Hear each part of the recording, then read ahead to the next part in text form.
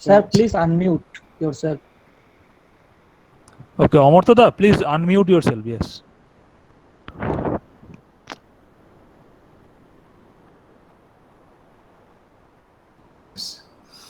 Hello, can you hear me now? Yes. Yes. Okay. Yes. Sure. So actually, Okay, Krishnendu is joining. So please wait for 1 minute. Yes. Please. Okay. Sure. Definitely. Yeah.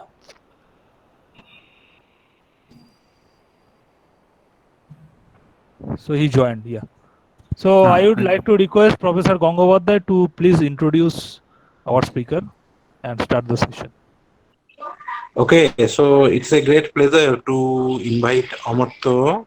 So Dr. Amartya Goswami is now a assistant professor in the University of Johannesburg, South Africa.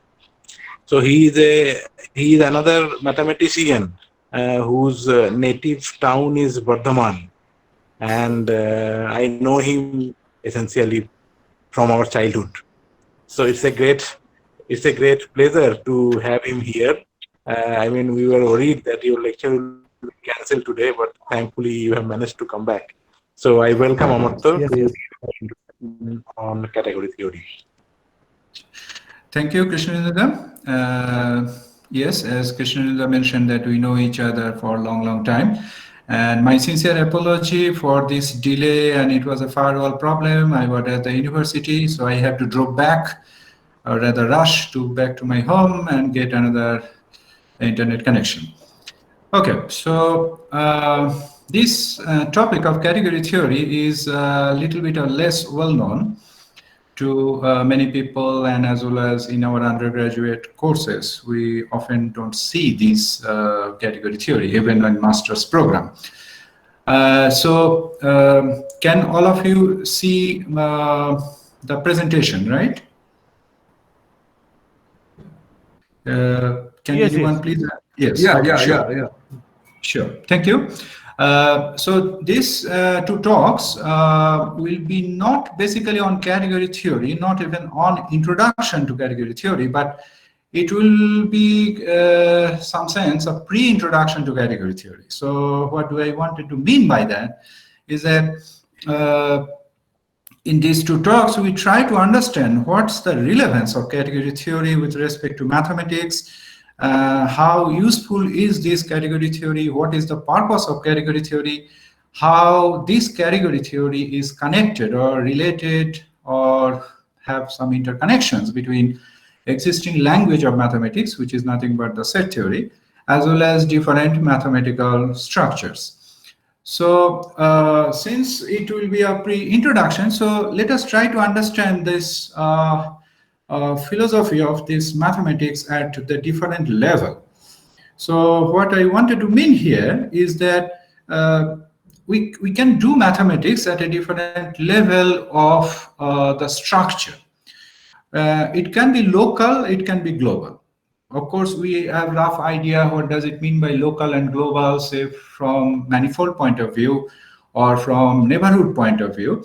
But here what I wanted to mean is more general in the sense that we can see the properties of a mathematical structures and inside a mathematical structure what is happening. But we can also see how different mathematical structures are interrelated with each other. What are the common factors we can find among different mathematical structures, and then study the common factors such that we don't need to do it again and again for these individual mathematical structures. So this is one of the point of view of from the generalizations context that category theory is actually quite well known and already have immense applications in so-called different areas of mathematics, including solving the Weil conjecture by Delling. And then if we just look at the proof of Fermat's last theorem by Andrew Weil, we will find several places how this functorial language, or more specifically scheme, which is nothing but this certain kind of functor, we'll talk about that, created by the growth engine. So let's see what we are talking about, these local and global things. This is a picture of a bookshelf, and we have many books here. Now, if we wanted to arrange these books, we need only eyes. and we need a little bit of information or characteristics of these books. And then we can organize them, we can arrange them in different shelves. We can put all algebra books in one place, one topology books in another place, on historical books in one place, and it can be reorganized. So this, if we call it a arrangement of books as a local event, then if we consider different countries of this planet, then it some sense is global, in the sense that we need some kind of more general device like a satellite or other kind of electronic devices to understand how the different countries are interrelated with each other, who is neighboring of whose countries. So if we... When Shishaya feels hungry, what do you do? Or when... Hello? I think somebody asking a question, or... No. Actually, Okay. yeah. Okay, so may I continue? Yeah. Okay, sure, thank you. So in this right-hand side pictures, we have the similar situation of arrangement or organizations, but more on from the global point of view. So we can look the properties of a specific mathematical structures, or we can see the interconnections between mathematical structures. So this specialization to localizations, specializations to generalizations can be further explained, or we can understand it taking an example from mathematics. So before do that, let's see this colorful picture, and all of us understand these colorful pictures.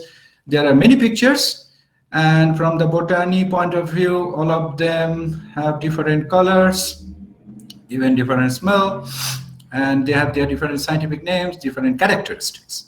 Okay, that's absolutely true. But all of us actually understand there is something very, very common in this all these pictures. And this common information, what we extract, in spite of having different characteristics of all these pictures, is nothing but we call them flower. Okay, that's simple. So you may think that, okay, we all know that. Yes, of course we all know that, but we also sometimes do not notice that each of these flower has their own characteristic. There are some specific properties, but all of these have something common. And because of that common property, all of them has been categorized, or you can classify it as called a flower. Okay, so this is a practical example of extracting common information from different kinds of objects. So now let us see this process of specialization to globalizations. And before doing that, there are two mathematicians' pictures are here, and since these two talks will be on category theory, so it is a natural question that we must see that who are the people actually discovered or invented this category theory. And these two people, actually Sanders Macklin and Samuel Eilenberg. So they were actually working on some problems on algebraic topology before actually embarked on this concept of category theory. And there are lots of contributions of these two people on specifically on homological algebra and homology. In fact, one of the first textbook on homological algebra by Cortot and Eilenberg is still considered as a classic, and lots of information are quite still relevant in today's time. So Macklin and Eilenberg actually came up with a paper in 1945 in Transaction of AMS. It's called General Theory of Natural Equivalences. So when it actually published, people didn't pay not so much attention because it was very simple. The definition of category was given there, some examples given, and people say, okay, this is we understand, but so what? Okay, and then gradually people slowly picked it up, and today now we can see these applications of category theory in many branches. Some of the places is quite indispensable. So there are many books on category theory have been written since 1945, and some of them are very, very down to earth level, some of them are very abstract level. And in my opinion, and also many category theorists of the world consider that Maclean's book is still the best in some sense, because not only that he was the inventor of this theory along with Allenberg, but he actually developed this theory later on, and he had lots of contributions. And this book's actually a very, very well organized book, and it has lots of examples, exercises. So if you are interested, you may like to have a look on this second edition of this book. Please note that the first edition and the second edition have a huge difference in the content as well as the approach. So preferably, second edition is better just to browse through this concept of categories and its applications in different areas of mathematics. So after this historical remarks on category, so let's take examples. What does it mean by specializations to generalizations? Okay, in our undergraduate level, or rather, what do you call in India, honors. Honors, or even in past course level, we see groups. So Z actually denotes the set of integers, and if we take this addition as a binary operation, we all know this forms a group, or more specifically commutative or abelian group. Okay, but is this structure of group has anything to do with Z? Probably not, because we can actually generalize this set or extend this set and take this set of real numbers and take the additions and take the 0 as a real number as your identity, the negative real numbers as the inverse elements, and we can still form a group. But there is a difference between the first example and the second example. Both of them actually examples of one algebraic structure, namely group. But there is a certain kind of generalizations with respect to the underlying set, and that generalizations is happening from the set of integers to the set of real numbers. Okay, but the question is, can you further generalize it with respect to the underlying set? Yes, of course we can do that. We can take the complex numbers, and we know the usual addition of complex numbers, and we can form it's a group. Wait a minute. Now we talked about examples. But all these examples is actually based on some specific underlying sets, integers, real numbers, complex numbers. Now the question is, what information is actually about the group which has nothing to do with the underlying set? Once we understand that, we can actually give a definition of a group in an abstract level. What do we mean by abstract? That means this underlying set will be independent of any specific structure of a set like Z or R or C. And it actually historically took quite a long time for people to accept this transition from this permutation group, which is actually the origin of this concept of group, taking this permutation group. And we still have this Kelly theorem of this embedding of any group on this permutation group is actually in some sense the concrete version of this algebraic structure of group. And then with the hands of van der Waerden, or more specifically Emmy Noether, whom we consider as the mother of modern abstract algebra, you notice I said abstract algebra. So it's actually one of the person, Noether, who first actually distilled these properties and make it abstract in the sense that we have a general definitions, and of which all these classical concrete group structures will be examples. So from there, we get our usual group with star or dot, whatever notations we generally use. Okay, so that's we understand. Now, once we have this abstract definition of a group, we can have different types of groups. We can have finite commutative groups. What does it mean by finite? That means the number of element of this underlying set is a finite set. Then we can have finite simple groups. Probably all of us know what does it mean by simple. It's about this being not having the non-trivial normal subgroups. And it is very, very well known now even to this honors level that classification of finite simple groups is one of the main problem of mathematics, which been solved after many years of efforts by thousands of people. And the total work is a huge, gigantic monument of mathematics. So then further we can have finite groups, not simple property is there. And then we can have any commutative abelian groups, not necessarily finite. And then further we can have any groups, not necessarily even commutative. Now, there is a natural observation is here that if we prove some property about a group, that will also hold on the rest of the 4 different types of groups have been listed before it. But we can also have some specific properties of these first 4 types of groups, which one of them have but may not have in the another one. So if we wanted to study finite simple groups, of course, whatever the property will be proved or discovered for general group will be equally applicable. Along with that, we always can get, or in general, we always will find actually some extra properties of the finite simple groups or finite groups.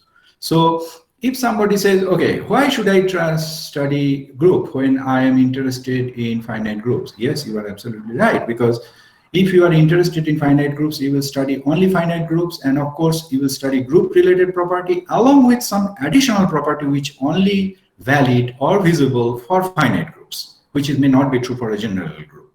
Yes, that's one approach of doing research, or one way of doing research.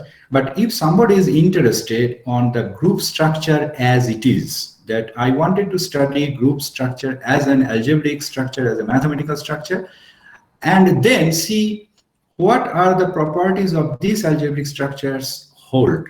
And then, of course, we will not get all the properties of finite groups as a properties of a group, because those are very specific with the finite groups. So this difference we need to understand to understand the purpose of category theory, that when you wanted to study some specific problems, some specific constructions inside some specific mathematical structures, of course, we have to jump into the water and learn swimming and get our hands dirty and do these things. But once we do this kind of constructions, this kind of properties in different mathematical structures, then slowly we can realize that there are something common happening in different areas of mathematics. Exactly like these groups is actually generalizations in some sense of all these specific types of groups. So once we take this into account, then from this so-called language point of view, historically speaking, we actually went through different level of abstractions as far as the language is concerned. So what is this? So first of all, we have this classical mathematics. Classical in the sense that I wanted to mean the time before set theory has been invented or has been used by Cantor, Zermelo, Franklin, etc. So before set theory, we had also mathematical structures, and let us call them concrete mathematical structures, in the sense that we have some specific set, and then we have structures because Kelly, Gauss, all these people actually studied all these concrete mathematical structures, and they actually describe many mathematical structures on these particular sets. And after classical mathematics, we had, or rather we are very fortunate to have our set theory.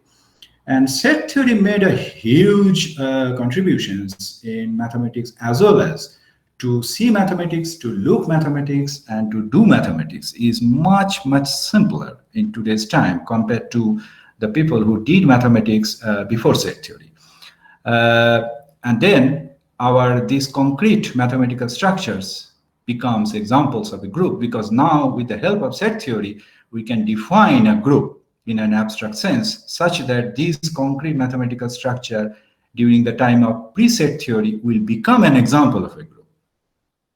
Now, a very short remark of this difference between this classical mathematics and to set theory, that probably you notice that still in some abstract algebra books, I actually also seen that when we define group, we say that, okay, G is a set having a binary operation G cross G to G, such that if A, B are in G, then A star B also in G. Not all books, but still some abstract algebra books write this sentence. Now, of course, after knowing set theory, we understand this second part of the statement, that if AB is in G, then A star B in G is absolutely unnecessary. So, and then we call it closure property. Now, where from this actually came? Now, if you go to before set theory, and if we do not have a binary operation, how will you express the fact that if we take two real numbers and if we add them, it will be still a real number? Of course, we have to introduce an axiom and call it closure, such that if A and B are real numbers, then A plus B, if we consider R with addition as a group structure, then A plus B should be in R. So that's why this concept of closure axiom was there. And after having this set theory, we can actually define a function. More specifically, what we call it's an operation. And more specifically, in the context of group, we call it a binary operation, because we have two sets on the domain of this function. And once we have a binary operation and we see the codomain is G, then of course, by the definition of a function, whatever the operation we define, our resultant will be E as an element of G. So we do not need this closure property to define an abstract group from the set theoretic point of view. So this is a typical example, but there are many, many more examples that how set theory actually simplifies our life to do mathematics. Okay, so set theory actually did something. So once we have set theory, like groups, we have other abstract mathematical structure. These are not any more concrete mathematical structure, because whenever we define vector space in our linear algebra, we never say vector space starting with R. R is real number becoming an example of a real vector space over real as an of it. Or whenever we talk about topological spaces, or giving the definition of a topological space, we just start, let X be a set and then a collection of subsets. So it's absolutely arbitrary in some sense, or from the language point of view, it's abstract. So today we have many mathematical structures in the form of abstract mathematical structure, of which these classical mathematical structure become examples, like real number with addition is a group, complex number with addition is a group, the reals over reals will be a vector space, and many more topological spaces. We can put different topologies on reals, on complex, and further. So far we understand that there is a transition of the language from the classical to set theory. And we have some kind of abstraction or generalizations from the concrete to more wider area. Next question is, can we have a theory of which, or can you have a mathematical structure of which these existing mathematical structures like groups, vector spaces, topological spaces will become an example? So that's actually give birth of the concept of category theory. So category theory is trying to extract what are the common information we have between these different abstract mathematical structures, what we see in different areas of mathematics, such that we can define the mathematical structure itself as an abstract definition, and we will tell, okay, whatever we have seen so far in set theory will become an example of this general definition of mathematical structure. Okay, so then category theory will be the theory of these mathematical structures. And natural question is, are there any areas of mathematics where we cannot use category theory? Well, the general remark is that as long as any area of mathematics study a mathematical structure in the set theoretic language or in set theoretic form, then it actually forms a category. So for the first time, we can actually think the word category and the word mathematical structure are actually equivalent. So if you do not feel very comfortable with the word category, which is absolutely normal, then you can just replace the word category by mathematical structure. So each time when I say category, that just replace it by mathematical structure, and then take your usual or most favorable examples like group, vector space, topological space, differentiable manifolds, etc., etc. So once we have this category theory, then the natural question is how category theory is appearing in mathematics. Okay, actually there are very roughly speaking, there are two ways or in two levels category theory appears in mathematics. One is category theory applied in the set theoretic mathematics, and set theoretic mathematics means all mathematics roughly what we see in today's time. But there is also another aspect of category theory, or the area of research of category theory, and that's actually developing category theory at itself as an axiomatic setup, such that more and more we do experimentations on different mathematical structure from the set theoretic point of view and extract information such that we can classify them as one particular category. And there are groups of people in different countries where people actually very much working on this second type of applications of category theory, where they try to organize or unify mathematics such that if somebody is an algebraist and another is a topologist, maybe both of them actually using their own language, topological language, algebraic language, but maybe they are underlying doing very much similar things, not in all aspects, but in many aspects. So then they can actually talk in the same language. So if we have one common language, as much as possible, then it will be much easier to communicate. Like I'm speaking now English, although my mother language is Bengali, and many of you have your, of course, mother language Bengali in other provincial languages in India. Now, if imagine that none of us do know English or any common language, it will be very hard to communicate, even not forget about mathematics, even the general communications. So if we have a general language, then sometimes it's easy to communicate between different mathematical structures such that we can take advantage of the tools of one mathematical structure to use it to solve the problem in another mathematical structure. And that's very common in mathematics, for example, in algebraic geometry, in algebraic topology, and differential geometry, etc., etc. Okay, so once we see these different evolutions of language from classical to set theory and then category theory, so let us see what we do mean by examples of mathematical structures. Now I just mentioned this word abstract because now we are within the set theory, so we can talk about general mathematical structures and we do not need these concrete mathematical structures. So what are these things? So every mathematical structure has two common ingredients. One is objects. Object means, okay, we'll see. And the other is structure preserving maps. Okay, so these two are the main ingredients of every mathematical structure. Doesn't matter which area of mathematics, whether it's a function analysis, it's an algebra, it's a topology, it's a geometry. As long as it forms a mathematical structure, we will define what is a mathematical structure later on in detail. But these two are common things. Okay, so who are these two ingredients? So let's take an example.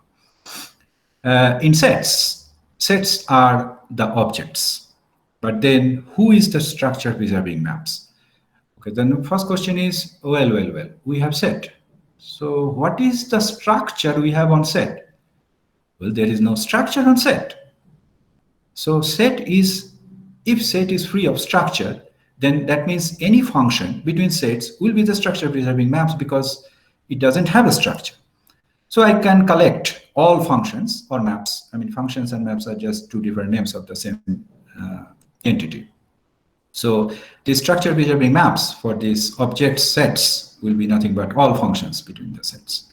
Okay, this is a little bit trivial examples because it doesn't have a structure, so it's may not be quite interesting, but it's absolutely quite useful because everything is actually in today's mathematics stand on set theory.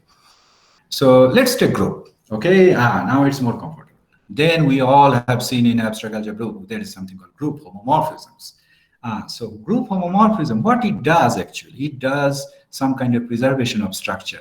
What it preserves? It preserves the binary operations. And that's exactly what we write. Okay, if F is a group homomorphism from G to H, then F of A star B is equal to F of A, and then the operations, say, instead of star, what do we call dot, F of B.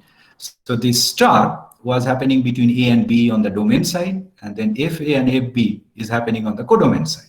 So group homomorphism is nothing but a function of the underlying sets G and H, which preserves a structure, because now group is a set with a structure, and that structure is defined or based on the binary operation. So as long as I can preserve the binary operations, it will completely preserve the structure of this algebraic structure, namely group. So this will be the structure preserving morphism for groups.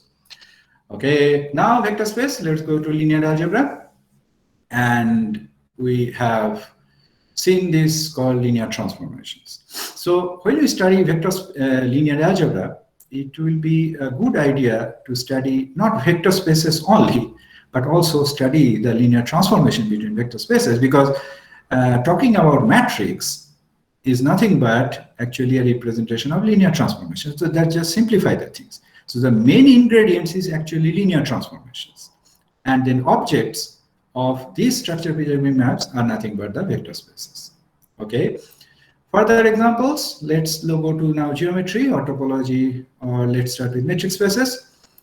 And then we have these non-expensive functions or contractive maps. I mean, there are different terminologies, so it depends on which kind of school we belong to. So these will be the structure preserving maps between the metric spaces. After that, the general topological spaces. This is the most interesting thing from the geometry point of view, because roughly speaking, any geometrical mathematical structures cannot survive without these topological spaces as contained or embedded in as a mathematical structure. So for topological spaces, what should be preserved?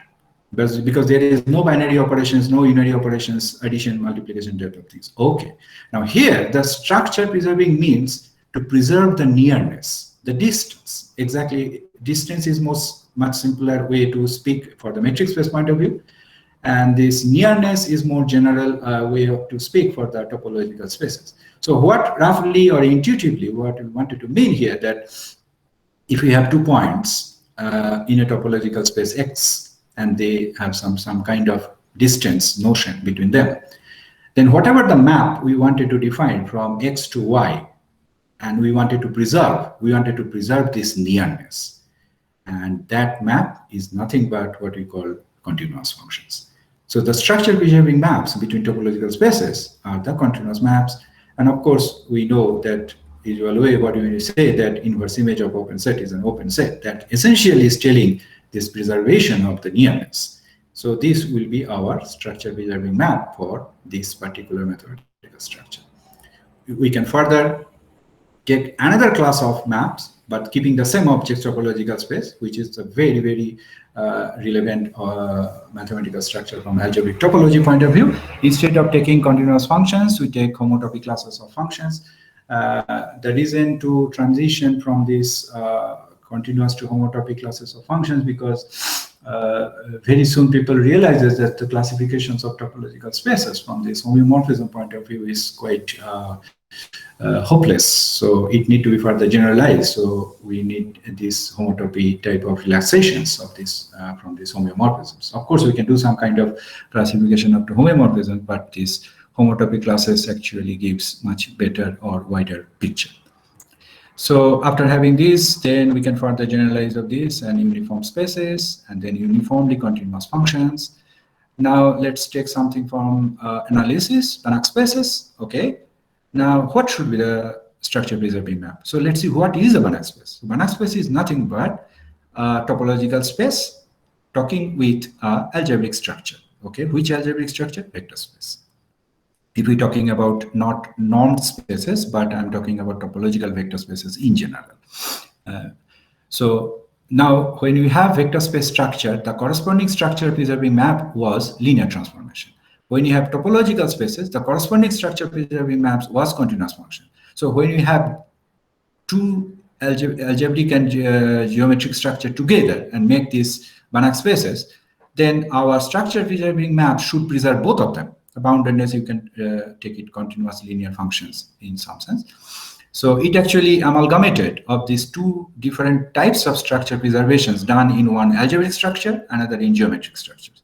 Roughly, when I will say geometric structures, I wanted to mean a structure, mathematical structure, which actually involves some kind of topological structure along with some extra structure. Further geometrical structures, differentiable manifolds, and here we can have different types of structure preservation. We can take arc times differentiable functions, or we can take infinitely differentiable function or smooth function, depends on our context or our needs, but this will preserve the corresponding mathematical structures. Then we can take posets, partially ordered sets, and for that, every monotone functions will preserve these mathematical structures. Monotone functions means if x is less than y, then fx is less than f of y. And then further, we can restrict these posets and talking about semi-lattices, lattices, complete lattices, and other substructures of the poset structure. And accordingly, these structure preserving maps will be also restricted and coming with some extra properties of it. Okay, then Lie groups, which I think Professor Pralay Chatterjee already started his talks. So as an expert, you will already learn quite a lot of Lie group. So what is the Lie groups? Okay, we will see who is this Lie group is. It actually amalgamation of these differentiable manifolds and groups. So that's why you see these two words, smooth and group, are there, because one is preserving the group structure and another preserving this differentiable manifold structure. So these two are put together. So that should be the structure preserving maps for Lie groups. And of course, there are different, again, restrictions of these Lie groups, depends on how much more information we wanted. Okay, now we have a varieties of examples with variety of examples of mathematical structures with their objects and their structure preserving maps. But all these are examples of mathematical structure. So what is the definition of mathematical structure? Well, again, we have to do the same process what we historically did to come up with the definition of an abstract group from these so-called concrete groups of real numbers with addition, complex numbers with addition, integers with multiplication, etc., etc. And then after years of study, people actually extract those common information and come up with this definition of this abstract group. So what are the common properties do all mathematical structures, or rather all abstract mathematical structure in this sense, actually follow, such that that definition of mathematical structure gives these all list of mathematical structure as examples? Okay, so that's our question. So what is a mathematical structure? So that definition of mathematical structure will nothing but what we call category. So what is a category? So category is a system. System means it has these entities, C0, C1, D, C, E, M. Who are these people? Okay. C0 is a set whose elements are called objects. So object means exactly, immediately we can go back to our previous list and we can say objects will be, if it is a vector space, then example of the vector spaces will be the objects. Then C1 will be the collection or set. Here, whether it will be a class of set, I'm not going to this axiomatic set theory issue. So whenever we take the small set to avoid this class problem, because in general it should be the class. So C1 will be the morphisms. So what are the morphisms? Morphism is nothing but another name of structure preserving functions or maps between the objects. So in case of vector space, if the C0 is the collection of the vector spaces, then C1 will be the collection of linear transformations. Very good. So then we have these maps D, C, E, M. So D and C are the maps from C1 to C0. So what this map actually doing? Let us go back to set theory And for the time, we just consider that F colon A to B as a map from A to B. Then whenever a map is given to us, and then F is an element of C1, what is written in this item C, then this map D and C is actually giving two objects, and D is giving the domain object, and C, the small c, is actually giving the codomain object. So we understand that whenever an element or an element of C1, C capital 1 is given, we can actually define two maps from C1 to C0 such that corresponding to each morphism, we can get back two objects from it, namely the domain and codomain of that morphism. So D and C actually giving us the domain and codomain of a morphism. Okay. Next, we associate a map with every object of C, in the category. So every object has identity map, whether it's a set, it's a topological space, or differentiable manifold, or Lie group, or vector space, doesn't matter. We can always define an identity map from the same object to that object, like from a set X to X, such that Fx equal to X. That will be the identity map for the mathematical structure of set. Okay, so next is what we wanted to do. If we have two maps in one mathematical structure, we wanted to compose them. Okay, very good. So what does it mean by composition? Composition is actually a map. Then if two elements of C1 is given, now we understand C1 is nothing but the collection of morphisms. And then we can compose, by the way, there is a condition that the domain of F must be the codomain of G. So as long as this condition is satisfied, we can compose any two elements of this C1 set. And this operation is called the compositions. And then there are some properties which holds between these, that the domain of this composition will be the domain of G, codomain of this composition will be the codomain of this map F, and then if we multiply by F with the identity map of the domain F, it will give map F, and conversely other way around.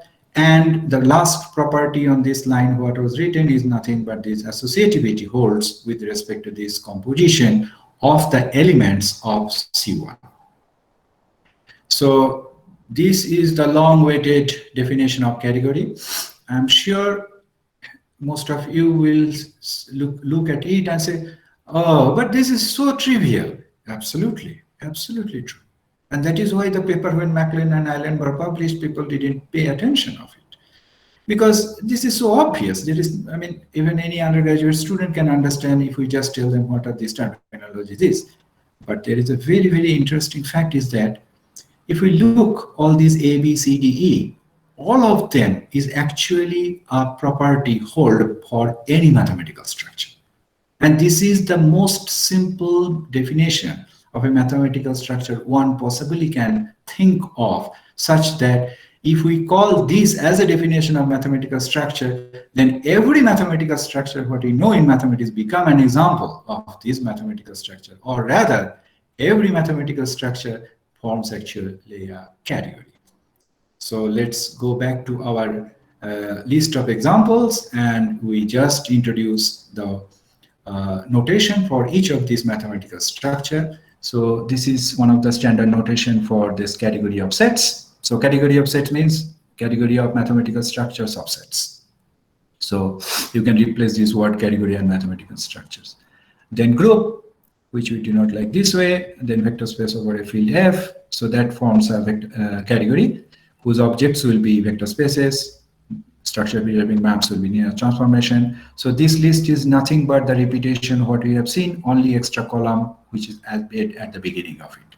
So top means our topological spaces, then this homotopy classes of morphisms between keeping the same objects. So the difference between the category of top and top H is there is no change in the objects, but we can change on this class of morphisms, and that's quite common when we do mathematics, because we restrict this class of morphisms and to get a more restricted mathematical structure of a given mathematical structure. Then uniform spaces, Banach spaces, and then again we can further put structures on Banach spaces and get a category which is called subcategory of a category, where we restrict on these objects or in the morphisms. And then this differentiable manifolds, and then this poset, category of posets with these monotone functions, and finally our Lie groups with its smooth group homomorphisms. So we have seen that we initially took mathematical structures from different areas of mathematics, and we have also noticed that they have their own specific structure preserving maps, and all of them becomes examples of a mathematical structure, in general a definition called category, and all of them actually forms a category. So in some sense we can see that category is everywhere from this point of view. Okay, so let's take some more properties in general now, because we now defined an abstract definition of a mathematical structure, and we have seen that all mathematical structure become examples. But let us take one specific property of mathematical structure, which we see in different mathematical structure, and how to extract this common information such that we can define a general definition of it, such that these individual definitions become an examples. Isomorphism. Isomorphism is one of the most important concepts in mathematics, because roughly speaking, when we classify any mathematical structure, we classify up to isomorphisms. Isomorphism in the sense in that particular mathematical structures, like classification of finite simple groups. When we classify up to isomorphism, because classifying up to equality is absolutely impossible, or that doesn't make sense in some sense. And same is for the surfaces and others, either homeomorphisms or up to homotopy. So when you talk about set, and then our isomorphisms, is this word isomorphism hardly appear in books when we talk about set. It starts when we start with group theory. But since we are talking about all mathematics together, there should be a common terminology of which individual mathematical structure will be an example. So in set, what is this purpose holding isomorphism? There's nothing but a bijection. So what is a bijection? Is injection plus surjection. So bijection means up to bijection, we can say two sets are same. This concept of same has different level. Like we can say two sets are equal, two sets are equivalent, two sets have a bijection. So isomorphisms for set is nothing but the bijection. Then group, we know group homomorphism plus bijection on the underlying set. So the structure should be preserved, and there should be a bijections on this underlying set on which the structure of group has been given. Then if we take the top category of topological spaces, then we know what we wanted to mean, that two topological spaces are same in this context is nothing but not only continuous function, because continuous is only giving this structure preservation, but along with something more, and that is continuous, open, and bijection. And if we put these three words together, there is a name what we call homeomorphism. So this concept of isomorphism in the context of topological spaces is nothing but a homeomorphism, because that's up to which we say two topological spaces are same. So this idea of isomorphism in general means what or when we wanted to say two mathematical structure of same type are same. And to mean this sameness in that particular mathematical structure, we have our individual definitions. So, okay, so far we have this concept of equivalent objects in each of these different mathematical structures, and they have their own way of representations with their properties inbuilt in that mathematical structure. But can we have a general definition of an isomorphism such that all these specific type of definitions of equivalence of mathematical structure in these specific mathematical structures become equivalent to this general abstract definition of isomorphism? And believe me or not, that definition we actually saw when we study set theory, and after that probably it disappears. So what should be the definition? So let's take any morphism in any category C, A to B. So we say there is a morphism is said to have a left inverse. If we take the composition, that becomes the identity morphisms of A. And we call it a right inverse if we compose like FG, and it should be identity on B. And it's called inverse if both of actually A and B are satisfied. And when we did set theory, we actually came across, most likely in many of these abstract algebra book, actually gives this definition of left inverse of a function, right inverse of a function, then inverse of a function. And then we say that F is invertible if G exists in the sense of C. And that's exactly the equivalent condition we have seen in set theory, that a map or a function is a bijection if and only if this condition holds, this condition C holds. And that was a standard theorem or sometimes exercise in set theory. But that same definition can be considered as a definition of isomorphism for any mathematical structure. So if we take any mathematical structure and call it a category C or a mathematical structure and take a morphism is structure which are being mapped in that particular mathematical structure. And as long as we can find another morphism from G, B to A such that the composition on the left and the composition on the right, both of them become identity, then we say that map is an isomorphism. And it is a very good exercise just to check that this definition is also equivalent for this group and the topological spaces and other isomorphisms as we defined in other mathematical structures. Okay, so once we have mathematical structures and we now talked about categories, the next question is that if we have two different categories or the same categories, can we talk about maps between categories? Like if we have mathematical structure groups and we have mathematical structure of topological spaces. So category of groups, category of topological spaces. If we have map between two different or same categories, how that map should look like.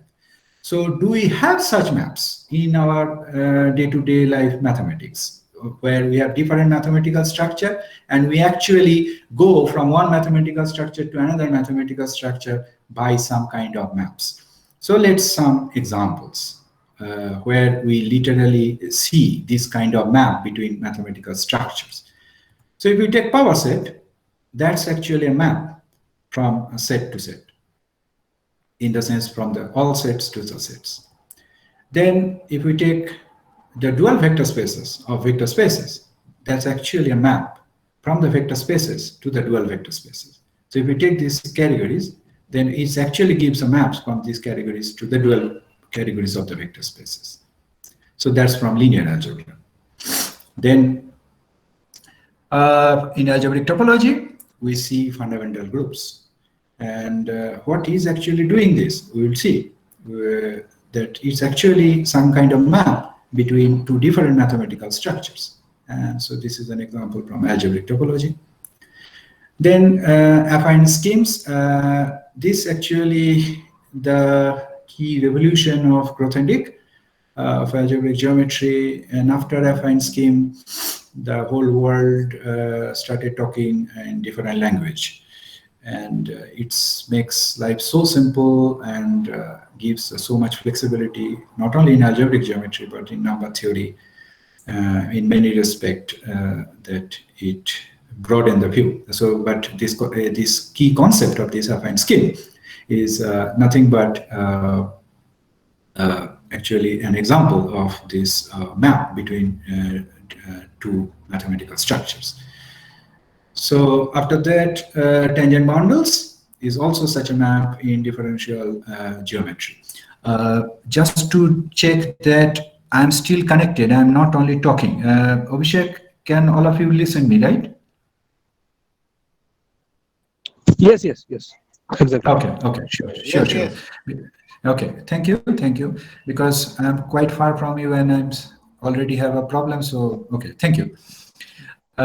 So all of these actually examples of maps between mathematical structures. So when it's a map between two objects of a mathematical structure, then we call this a morphism, like continuous functions, where both of the objects coming from the same mathematical structure. So both of them are topological spaces. So this morphism is the continuous function is an example of a morphism.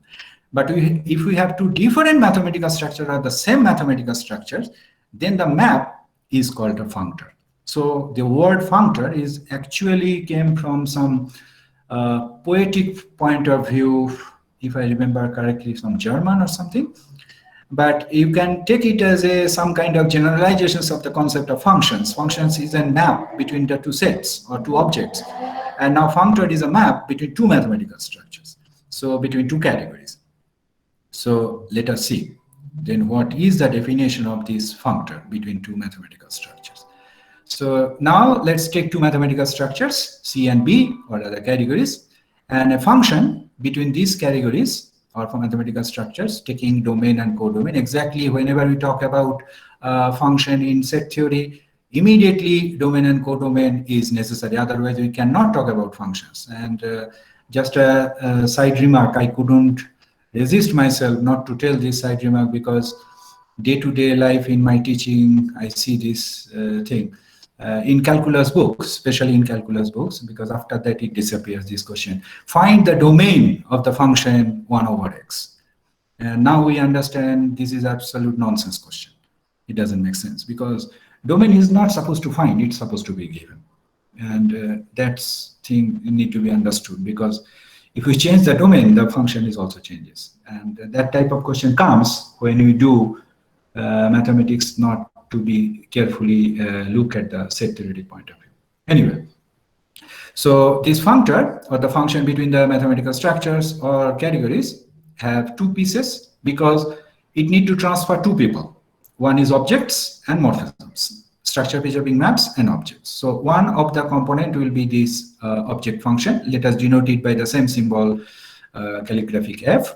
So if C is an object of category of C, then F of C will be an object of category of B or the mathematical structure B. And then it also actually transfer these morphisms. So if F is a morphisms in the mathematical structure C, so C to C prime, and then F of F, that means it should transfer now F, that should be a morphisms or a structure preserving map on the other side of the mathematical structure, namely on this B. But it should, along with these, it should satisfy some simple, very, very simple properties. And that property is as follows. It should map the identity morphisms to the identity morphisms, and it should preserve the compositions of it. And that's it. So this is the definition of a map between two mathematical structures, or in other words, between two categories. And all those examples, what we have seen, actually examples of functors. So let us go a little bit more details. So this power set we talked about a little bit. So power set is nothing but a map between the categories of set to set itself.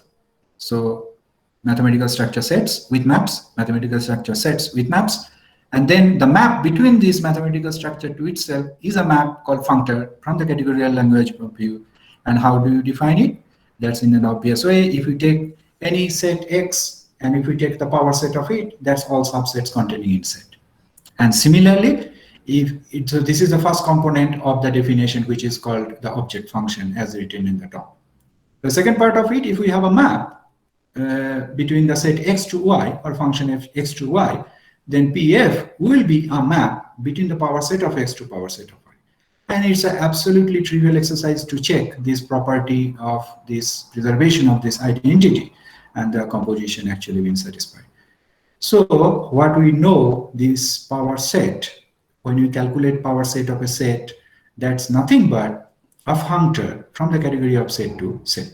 So this is a typical simple example of a functor which probably we came across at the very, very first stage of our learning of mathematics, namely the set theory. Now let's take a little bit more involved example, and that's namely from algebraic topology. Roughly speaking, very, very roughly speaking, what is algebraic topology? Algebraic topology is nothing but study of different kind of functors from the category of topological spaces or category of homotopy spaces to an algebraic category, namely category of groups. Okay, what does it mean? Before we express this in functorial language. Of course, when you calculate, or you wanted to calculate a fundamental group, or a groupoid, or a homology group, then definitely we need to do these integrate calculations. We need to go inside and do all the constructions. But this way of looking helps to understand what is actually happening in that area of mathematics, which kind of help we are getting from where. So if we take this singular homology of a given dimension, say n, that's assigned what? We have a topological space, we assign an abelian group, which is called the nth homology group. So, and that homology group becomes a commutative, and this Hn also preserves the map. So x to y is now becomes a map of continuous functions, structure preserving maps on the topological space side. And then when you do this Hn, apply on this map F, that should be a map in this algebraic structure group. So that's nothing but a group homomorphism. So Hn, this nth homology group, is essentially becomes a functor or the map between the two different mathematical structures. Here structures are different. One is structure is topological spaces or homotopy spaces, and then other side is a group structure. So this is a typical examples of a functor which naturally appears again and again in the context of algebraic topology. Now let's take an example, as we mentioned before, this affine scheme. And without Grothendieck, modern algebraic geometry very hard to express. So I just roughly wrote here the translations from the preface of EGA 1, which is in French. And if we say it in English, it's called Elements of Algebraic Geometry 1. And then he has series of volumes, and then SGA, etc., etc. So Grothendieck is writing this object of algebraic geometry in some sense to understand this concept of scheme, and which is nothing but this locally ringed space. Please forgive me, this ringed D become red, which has no reason to be red, but it happened. So it's a typographical error. So this construction of this affine scheme is essentially a functor from the category of K algebra to set. And just a quick, very short remark, how it becomes a functor. Before Grothendieck or before JPC, when we talked about algebraic geometry, we took the solutions of a system of polynomials from one specific field. Initially, it was a closed field, then further it became generalized for any arbitrary field. But Grothendieck said that what about if we vary our the domain of this solution space, which is in some sense, if we take this more simple version, which is nothing but algebraic variety, and then so we pick up one particular field and then take the solution set, which are the solutions of a system of polynomial equations from this field. Then we take another field, we take the corresponding solution set. So this functor becomes natural if we just vary our solution space, keep the same set of polynomials of which we wanted to find the roots, and then we study different algebraic structure to find the solution. So for each of these field, or more specifically, if we generalize it, it should be a K algebra. For each K algebra A, we get corresponding solution set of that specific set of polynomials, and that's why this codomain is a set. So it's a set of solutions of that polynomials, what we consider, which is actually called algebraic set. And then after this, you need to put some kind of topology, which is nothing but Zariski topology, and it then we have this shift structure. And once we have this all together, that becomes a locally ringed space, and then further from it, we get this scheme. So as Grothendieck mentioned, that essentially the study of algebraic geometry from this perspective is nothing but a functor from category of K algebra to sets. Okay, so once we have these examples of functors, let's take some more general facts, what we see, and let's try to do the same kind of extraction to get the abstract definition. Product of sets, we know we do it component wise, and then direct product of groups. If we get time in our honors module, then we go up to this level. Otherwise, we don't go up to this level, but in master's level, definitely we go and talk about director product groups. Then product of spaces means topological spaces. That's very standard material, which include in our any topological courses. And next question is, all these have their definitions of product in their individual mathematical structure. So what should be the definition of a product from this general point of view, from the categorical point of view, such that all these definitions become obvious from this definition, or it follows of this general definition. So product is nothing but a object, and that object we denote it by x cross y. So we take the product of x and y. So product actually a triple. It's not the object. It accompanied with two maps from that specific object to x and y, and we call them projections. Is it the product? No. It has some extra properties. Not every such object and two morphisms like pi1 and pi2 will not be actually a product. And this property have this universality property. And that property is saying that if you have another such object z and two maps f1 and f2 going to x2, y, then there should be an unique morphism from this object z to our designated object called product, such that following diagram commutes. In categorical language and also in universal algebra point of view, whenever we say a diagram commute, it means what is written at the end, that there is two triangles here, one is in the left hand side, and the commutative of a diagram means when you take h and then pi1, that must be equal to f1. So the simplest example of a commutative diagram is nothing but composition of two functions. So one is f and the bottom part of your slide is not visible actually. Oh, okay. Is it visible now? Now, yes. Okay, so let me just scroll it instead of putting it on the presentation mode. Sure. Okay, good. So commutativity means this composition of two functions become the composite of the function, and that's a standard or the most simplest example of this concept of diagram commutes.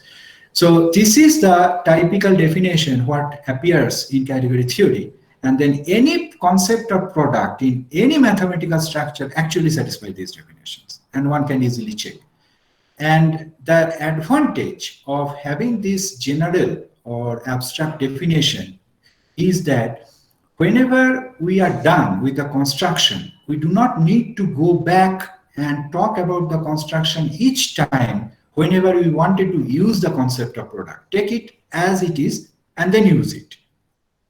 Okay, so this is an example, and I think I should stop here for the day and or maybe just continue a little bit more. Abhishek, may I have as you wish. Oh, yes, okay, you are very kind. Okay, thank you. So let me just have two more slides and then we will continue tomorrow. Okay, so once we have that, so now let's take some specific object, some specific mathematical structure, empty set. Empty set is such a notion in mathematics that most people wanted to try avoid it. Oh, we will consider this as a non-empty set, and this, or in our context, every set is non-empty. But sometimes we are not so careful that this empty set actually plays a very, very important role in mathematics, and we will see why. Since we were school, we know 2 to the power 0 equal to 1, 3 to the power 0 equal to 1, 20 to the power 0 is equal to also 1. And we have been told it's an axiom. Yes, okay, that's all right. You cannot prove it because the proof will also involve these particular things. And believe me or not, there is a nice representation or interpretations of this a to the power 0 equal to 1. And we will see what is this thing once we understand this purpose of this empty set in this category of sets. Once we have this, then we take singleton sets. That's also some very, very specific object in this category of sets.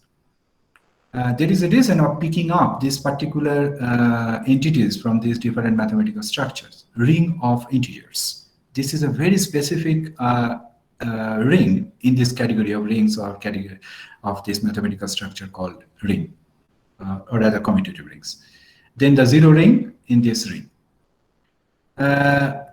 So the first one is an example of an initial object. So what is an initial object? Okay, let's see the word initial. Initial means a starting point. So it should be at the beginning of everybody, and that's exactly what is the definition of an initial object in a category.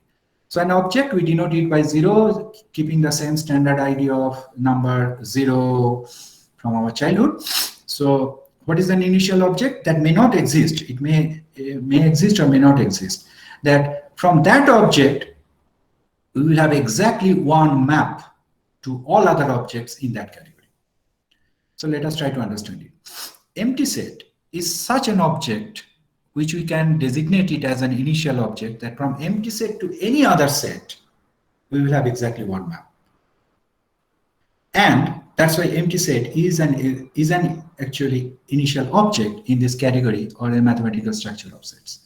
Now let's go back to this discussions of a to the power 0 equal to 1. Now, if we take an empty set, how many elements are there? 0. If we take any other set, say finite set, and if it has n many elements, then we understand this a to the power 0 is 1, actually nothing but telling that there are exactly one morphisms exist from the empty set to this other set.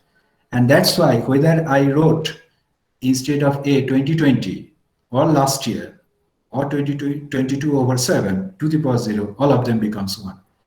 So this is one way we can actually represent or actually understand what is actually happening with this kind of axioms when we say a to the power 0 equal to 1. So that's nothing but telling that the number of morphisms from this empty set to this set with cardinality A. So once we have this initial object in a category, there is a dual notion of it. Dual in the sense that it should be the other way around. So that will be the terminal object. So if this is a starting point, terminal means it should be the ending point. So just reading this definition of initial object, we can just anticipate what could be the definition of a terminal object. Okay, we will replace the 0 by 1 as a symbol, then change the direction of this arrow. So it should be an arrow from any object C to that object 1. And that's exactly what is the definition of a terminal object. So terminal object, if it exists, is a specific object in a category such that from any other object in that category, there is exactly one morphism. And now, if we go back to our examples, there always exists exactly one morphism from any set to one element set. So that's nothing but the terminal object in this category of sets. And ring of integers, that's really the initial objects, and amazing. 0 ring is not the initial object in this category of ring. For any ring, there exists exactly one ring homomorphisms from this ring of integers to that given ring. So once we have these initial and terminal objects, then I think let us stop here today, and we will further continue tomorrow and see further examples of this kind of abstractions or from the concrete structure, and how to see different mathematical structures from one point of view or one notion appearing in different contexts, and to simplify that idea from this categorical language. So let me stop here. Thank you. Okay, any questions from the participants? I have a question. Please explain the definition of a function once more. I couldn't understand it completely. Can you please repeat your question? So please explain the definition of a functor once more. Just briefly explain it, please. Yeah, sure, definitely. Let me go back.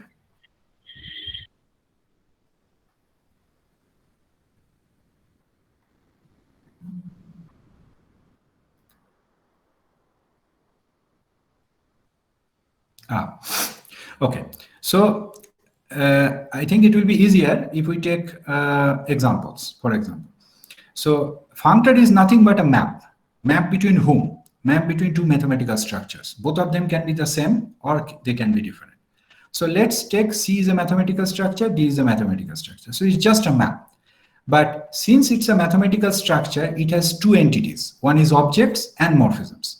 So if it is a map, it should look after both of these entities. So it should transfer the objects, and that is the first component, what is written here. So if C is an object of this category C, then f of C should be an object in category B. So that's the first part done by this map.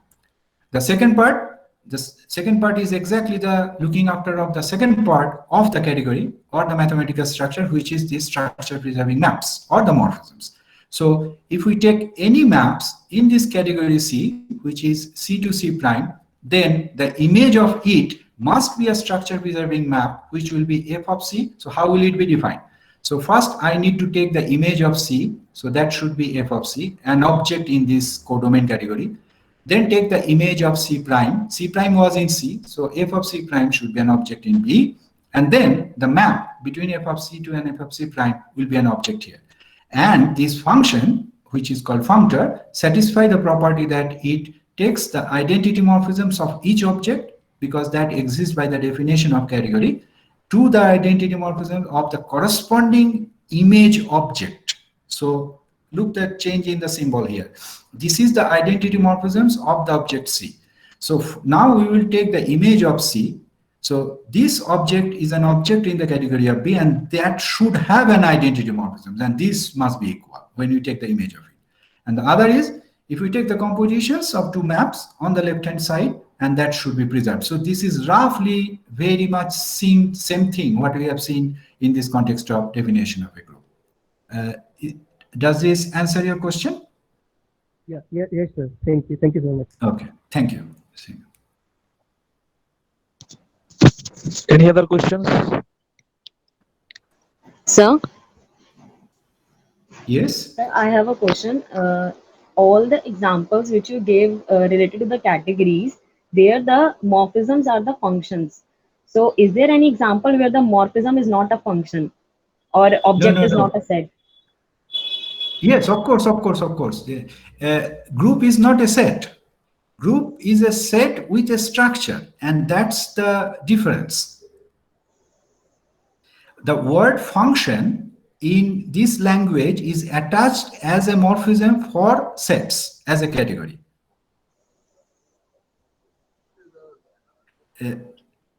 Does that answer your question? No, probably not.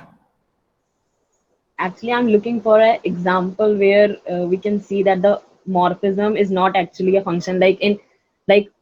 For all, like in topological spaces, we have continuous functions, and in groups we have group homomorphisms. These are all functions.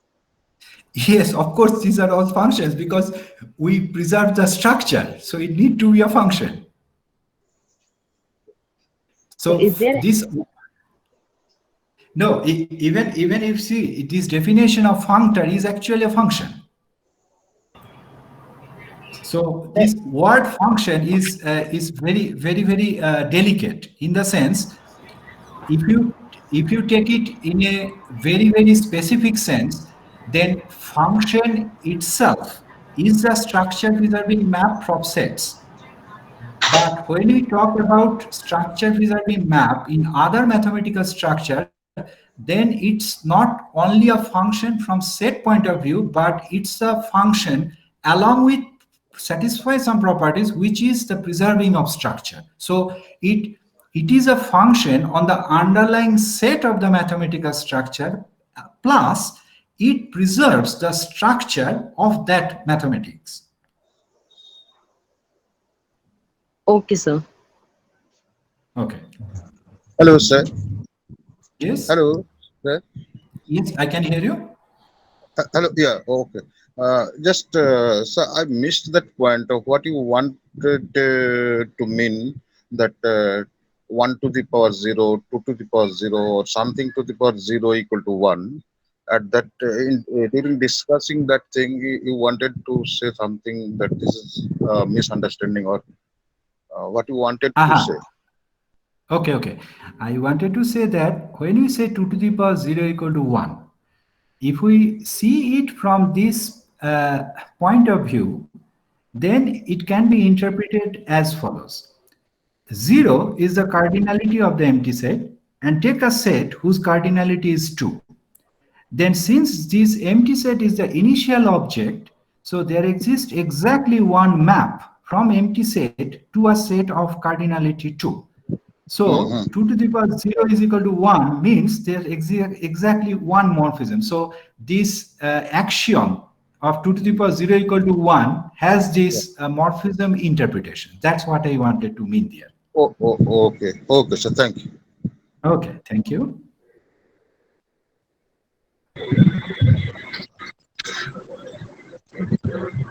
Hello, Hello, yes.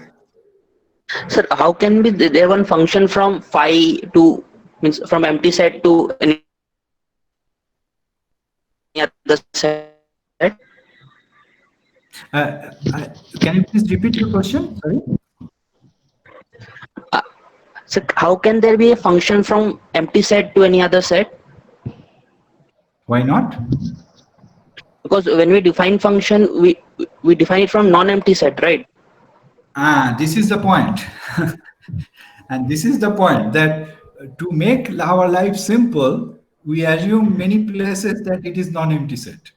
It is actually, if we go from this axiomatic set theory, I mean, where we start set theory from this axioms point of view, you will see there, okay, it's actually to explain this, that why there is exactly one function from empty set to another set, is if you go to this propositional logic, then you can further extend it, I mean, to understand it. And it's a pity that most of the time we assume that these things need to be non-empty. The domain need to be non-empty to define a function.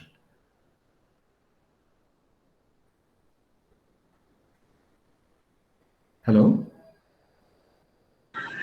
Okay, sir. Thank you. Thank you. Any other questions?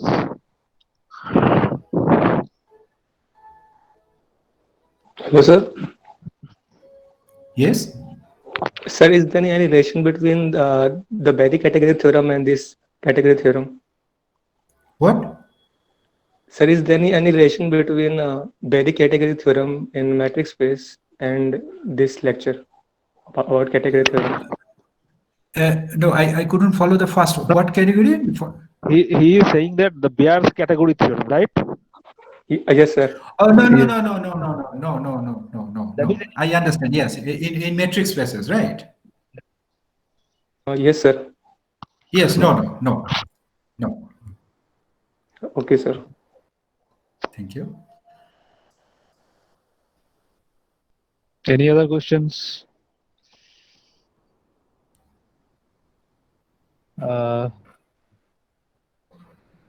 Somsindhu Banerjee, if you can turn on your mic and say.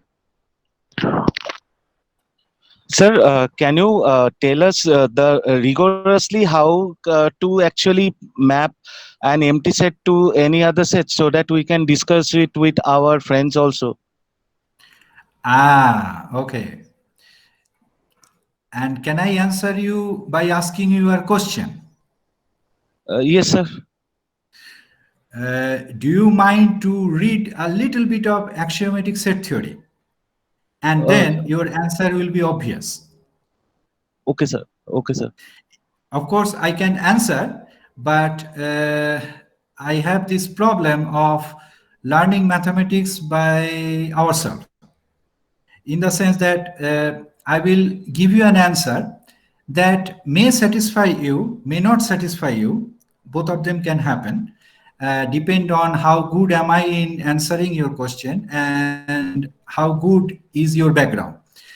And the best way, that's how I like to see mathematics, is just to try by yourself and make yourself 100% satisfied. If not, please email me. I will write you in details. Okay, thank you, sir. Thanks a lot. Okay, sure. So actually there is a confusion between the definition of a function actually. Yes, yes, because most of the books start with take the domain non-empty set. Yeah. And when you start with that, of course, this doesn't make sense what I said. But the question is, why should it be non-empty? And there are many issues from the axiomatic set theory point of view that your codomain need to be non-empty. And this type of more, what do you call this, language point of view, when you see mathematics, then this type of extra assumption actually creates problem. But Abhishek, you are right that in day-to-day life, it's hardly matters if we or it doesn't affect if we take our domain non-empty, and we can do everything. But here we are talking about a very basic concept of mathematics itself. So we need to relook whether such an assumption is really necessary or is it really giving us trouble. So yeah, it's a matter of taste. You can say also up to certain extent. Yeah, actually, some people believe that mapping is like an object which has values, so that creates a problem. Yes. Yeah, that is why we see this type of questions of finding domain in our calculus courses. Yes. Right. Okay. Any other questions? Okay, I think no. So let me thank you for your beautiful session, introductory session, and participants are writing their very interesting talk. Thanks, sir. Excellent talk. So there are more. Yes, more information. Thank you very much. So hopefully we are eagerly waiting for your next lecture tomorrow at the same time. Tomorrow, definitely. And tomorrow I will try my best not to be late even for 1 minute. Thank you so much, Abhishek. Thank you. And my sincere apology once again for this unwanted delay today. No. Participants are very much cooperating. So they are. So I think there was no problem. Okay. So let's declare the end of this session and we shall meet again tomorrow. Sure. Thank you, Abhishek. Thank you. Okay. Bye.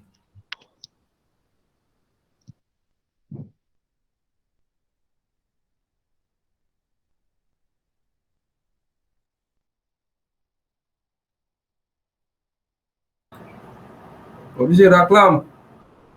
হ্যাঁ, it was a nice session, huh? খুবই সুন্দর একদম। রাখলাম। Actually, those people who are saying that the function is how can we define a function from an empty set to any other set? Actually, it is confusion happens in our cases also. Whereas they are thinking that the function has value. That's it. ওকে রাখলাম। ওকে কাল দেখা হচ্ছে।